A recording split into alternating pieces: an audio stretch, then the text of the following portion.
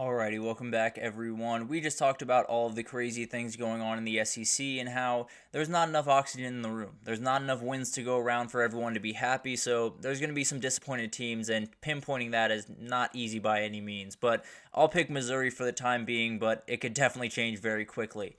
Let's get into fall camp intel. There is so much going on all around the country, and injuries continue to roll in as they do every single year around this time, and you always hate to see it. And then this one is particularly huge for this team. Louisville lost their wide receiver Colin Lacey for an extended period of time. I've seen 6 to 8 weeks has been kind of a moniker I've seen a number of different places. He broke his collarbone in practice, so obviously a huge blow for the Cardinals. This is one where they brought in this guy to be their wide receiver one, plain and simple. He came in from South Alabama, I believe had 1,000 yards receiving a year ago. He was a guy that was going to be one of the most prolific playmakers they have on their offense, and losing him is a huge deal because having someone, especially Tyler Shuck at quarterback, having a guy that you can just find his number, throw the ball in his direction, and feel confident that he's going to come up with a catch, that was this guy, and that kind of does handcuff them just a little bit on offense, and it'll be interesting to see how they kind of develop throughout the season, and once he does come back, how different it does look, and if it matters, if it looks different at the end of the day, because maybe things go so poorly early on that when he comes back, it's just a team that's kind of just playing out the rest of the schedule. But obviously, it's still a very talented team beyond him, but this is a huge loss for that team. I want to go up to Boise State here for a second because something happened yesterday that I did not expect. Boise State has picked Maddox Madsen to be their starting quarterback for this upcoming year. He beat out Malachi Nelson, the five-star in the 2023 class. He went to USC, then transferred to Boise State this offseason, and pretty much everyone thought he was going to be the starter, including me. I thought he was definitely going to be the starter out there, but it sounds like Maddox Madsen has done really the unthinkable and has won that job. He was actually someone that got injured last year and had to get surgery on his back and found his way back and played really, really good football. So huge shout out to him. This is a remarkable thing and definitely something that Boise State is the same exact team that they were a second ago. I think a lot of people put them on a little bit of a pedestal because of Malachi Nelson. If this guy beats him out, he's right there with him, right? So definitely will be a really fun thing to watch. As for Malachi Nelson, this is not exactly what the way he saw his career going. I can promise you that. Definitely a really talented player that seemed to be off to a okay start at USC. Things kind of fell flat pretty quickly, and it's been a weird couple of months, that's for sure for him. But at the end of the day, he'll hopefully get his moment at some point, hopefully whether it's at Boise State or somewhere else, and he'll be able to play some good football. But a very, very weird situation at the very least for a number one overall recruit to be at this position right now. But moving forward to Texas, as you can imagine, all of the running backs were in non-contact jerseys for the scrimmage in Austin this weekend, just trying to make sure they get to week one with 3 running backs. That is the ultimate goal, and if they can do that, that is a huge time win. Another injury to watch is Jake Majors. Apparently he sat out all week with a high ankle sprain. Doesn't sound like it's going to be anything that remotely keeps him out of the opener, but definitely something to watch. This is a guy that, frankly, if you take him out of this offensive line, a lot of things change, and things get a little bit sketchy at times, especially on the interior. So a huge player that if he's not back for week one, especially if he's not back for Michigan, you got some problems. It doesn't sound like that's going to be the issue, but definitely is something to watch as we head into this year. Moving on to what happened in the scrimmage, the quarterback seemed to be really strong this last cycle. It seems like they took a step forward from last scrimmage where things were just a little bit disconnected on that side of the ball. The guy that you keep hearing about is Juan Davis, though.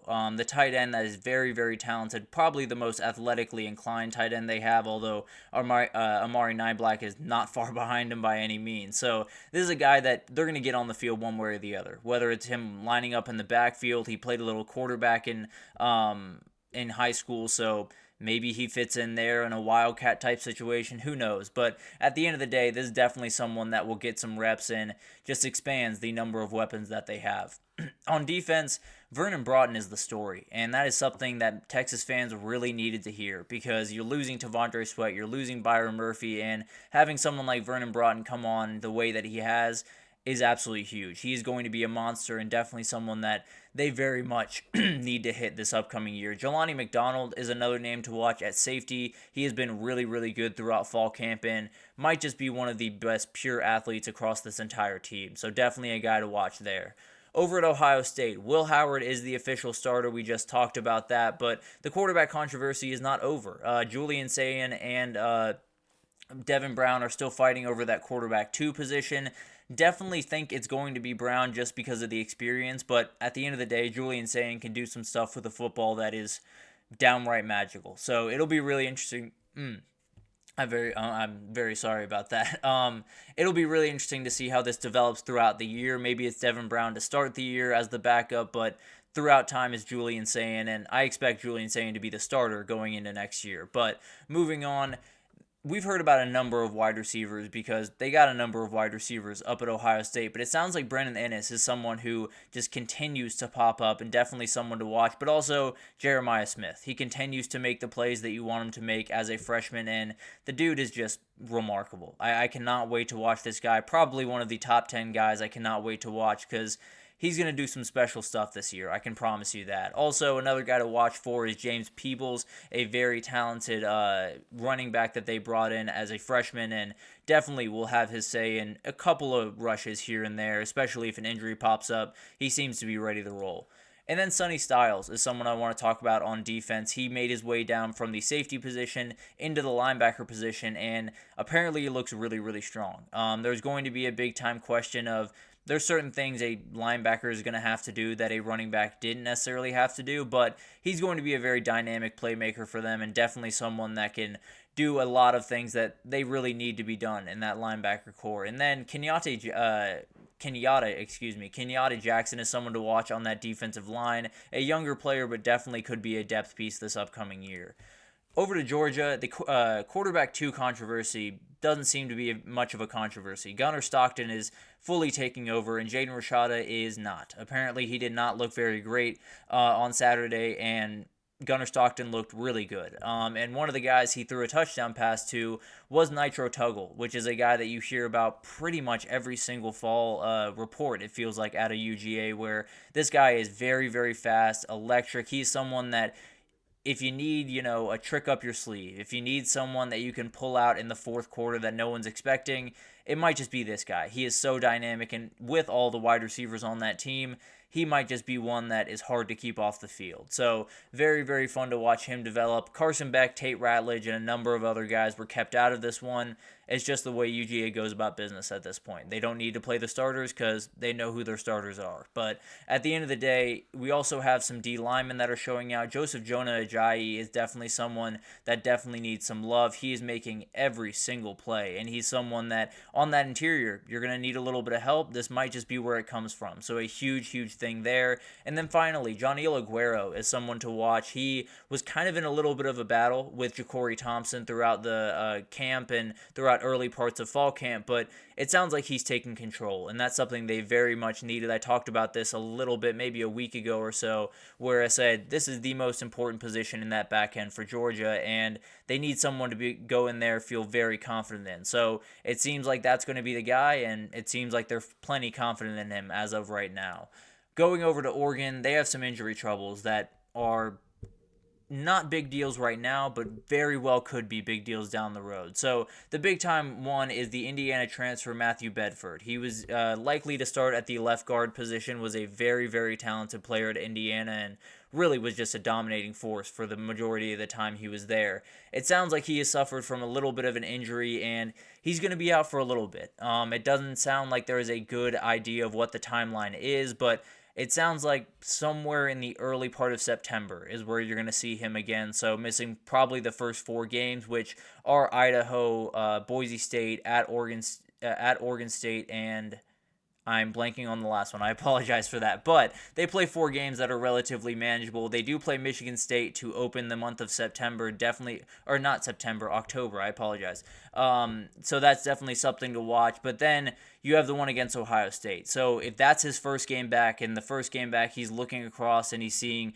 Talik Williams and he's seeing Ty Hamilton, that might be a little bit of a problem. Right now, it's going to be Nishad Strother at that position. But overall, this is one that you desperately need back as quickly as possible, especially before that Ohio State game on October 12th. But moving on, Jaleel Florence is another guy to watch. He has been sidelined for quite some time. He has had a injury that has really bothered him really since last year and has not gotten back up to full speed. And kind of a guy they really need to, if I'm being totally honest. He likely will not be ready for week 1, but definitely someone they're going to need throughout the season because him, Dante Manning, Aaron Flowers, these are the guys that are going to be huge in the depth pieces for that back end. So a huge player that definitely is going to need to be on the field once they get into the meat of that schedule that, as of right now, is not on the field, and there's not a good timeline for him as of right now. So moving on to Notre Dame, it sounds like the captains were decided for this year, and it's roughly the group that you would expect. It is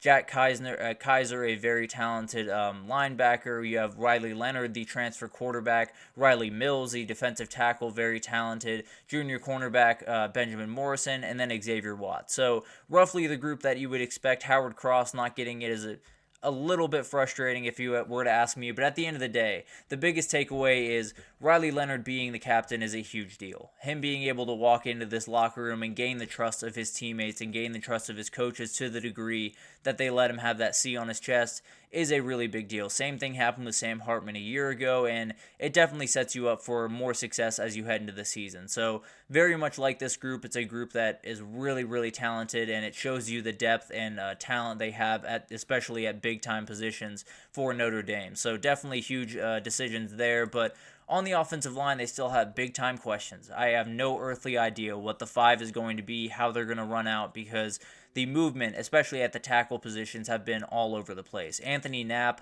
the freshman, has been the guy at left tackle. At right tackle, it's been all over the place. Emil Wagner has taken some snaps. Sam Pendleton, a sophomore, has taken some snaps. Regardless, this needs to be figured out. This is not something that you can walk into week 1 and say, yeah, these are the 2 best guys. Not the 2 guys that we feel totally confident in, but these are the 2 best of the group that we have. That is not a scenario where you're going to win, especially against guys like Nick Scourton and Cassius Howell. So overall, I think this is the biggest worry that I have for Notre Dame as we head into this season, where you don't figure out those tackle positions, it doesn't matter how incredible you've improved on the outside and that quarterback, because he's going to be on the ground before anything happens. So definitely something to watch as we get a little bit closer. Moving over to Clemson, it's pretty much all good news. It sounds like Cade Klubnik is much more comfortable in this offense, and that's all you need to hear if you're a Clemson fan. You don't need to hear that he's tearing people apart or doing anything incredible.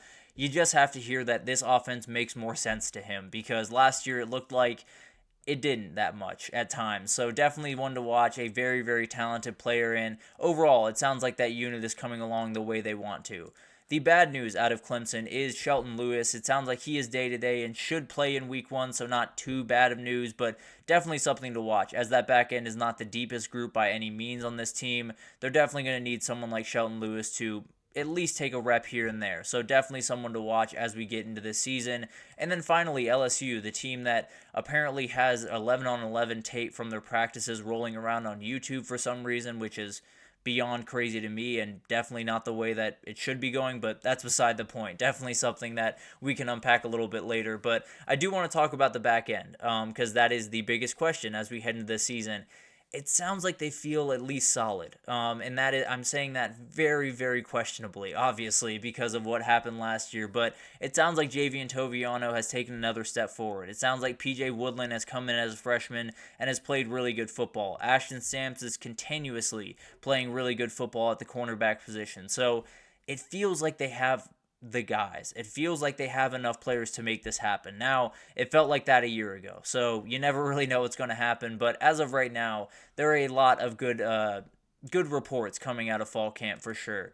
DJ Chester, their center, was out for practice on Friday. Doesn't sound like it's too serious because there haven't been too many reports, at least over the last couple of days, about it. Garrett Dellinger would move over to center, and Tyree Adams would be the left guard in this scenario. So something to watch as we get into the season, especially against USC. If DJ Chester isn't ready to go, then that will be the lineup and could make the difference at the end of the day.